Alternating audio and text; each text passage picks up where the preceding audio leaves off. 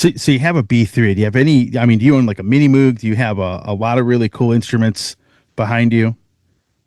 Any interesting, like, do you have any interesting instruments that that you have? Maybe some vintage stuff that would be interesting to talk about. Um, my most interesting thing vintage wise, Hmm. well, two things. I have a Micro Moog. Okay. That was my first synthesizer in the band New England. That was my first synth foray into synths. And so that's a really interesting little thing. It's not complicated or anything like that, but the sound of that thing is punchy as shit. Yeah. And I use all the software stuff now, and I have to. Uh, that Micro Moog, I plugged it in the other day, and it's falling apart. I got to get it fixed. There's a guy here in Chicago who's going to kind of rebuild it for me. But that I love. And I have a Yamaha TX816. Okay.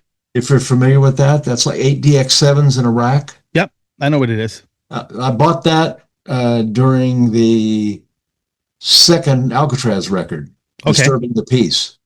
And I just fell in love with that. So when I moved to Chicago, I had that gone through. They replaced batteries, and the guy went through it, completely replaced the power cord on it and stuff because it'd been on the road. That to me is a really interesting piece of gear. Yeah. Nothing sounds like that. Nothing. I've got a lot of programs for some of the synths, the soft synths that I have, and the FM8, which is Native Instruments version of a DX7. Sure. And I've put 8 of those together and played them, but it's not that it just doesn't sound like the TX816. That thing's nasty. Yeah, it gets great. And it's crazy when you talk about like vintage gear. Like, you had the Mini Moog, you had the B3, and then like in the 80s, you moved to the Yamaha, you moved to the Fairlight, the CMI, you moved to a lot of those instruments that were kind of, and some of those, a Fairlight CMI was a lot of money for one of those things. I didn't have a Fairlight. Yeah. I didn't. Later, after Alcatrazz, I got involved in the Synclavier. Okay. So I had a Synclavier room for about 2.5 years, and which almost made me switch to drinking and doing heroin. But those things that was a nightmare. Oh, I'm great sure. Instrument, but oh my God. Yeah. 80s electronics. It's crazy how you can take old 80s electronics and refurbish it now with cheaper parts, and it's 10 times more reliable. Oh yeah. From any old synthesizer that came out back then, the old cars with the Star Wars dash, you could send a dash out and get it fixed for like $150, and it'll never wear out after that. But the 80s was different with that stuff, man. And all the old analog gear just kept rolling, and without all that stuff. I don't have a Mini Moog anymore. I don't have my Prophet 5. I don't have my Art Quadra, my Chroma. I don't have any of that. All I've got analog wise is my TX816 and that Micro Moog and a DX7 that I bought in Japan the first Alcatrazz tour, and I still have that. And that's been gone through. I had a couple of broken keys, and they fixed that.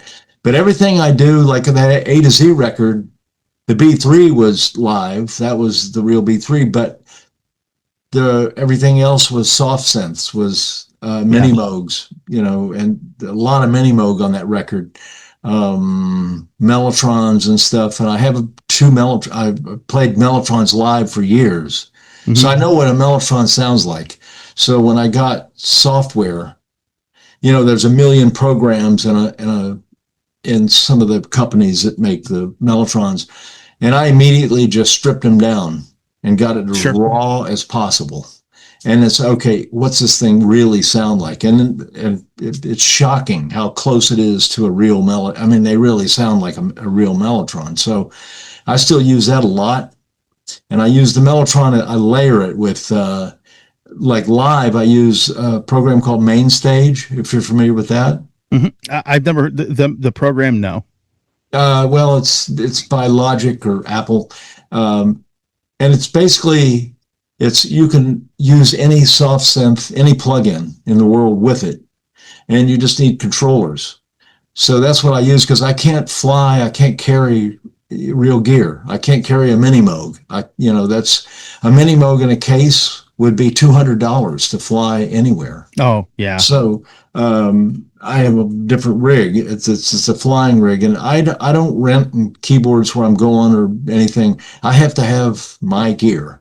So main stage is in my Mac, and so I've got the same sounds, same keyboards every night. It sounds the same to me. I use in-ears. Right. So, and that is huge. I can't tell you. I've been doing that for about 8 years, 9 years, been using that. And I've tweaked the Moogs. I don't expect the Moog to sound exactly like a Moog, like my mini Moog used to sound. I don't really expect that out of it. Yeah. So I'm not always disappointed, but I get what sounds good to me, and that's all I care about. So. But I'm used to using all that stuff now, and I use it all live. And the Hammond that I use live is the Logic Hammond in main stage, and it just that is the best, to me, the best sounding Leslie and simulation that's out there. Sure. And I use a lot of distortion with it, so by the time I'm done with it, it's pretty raunchy.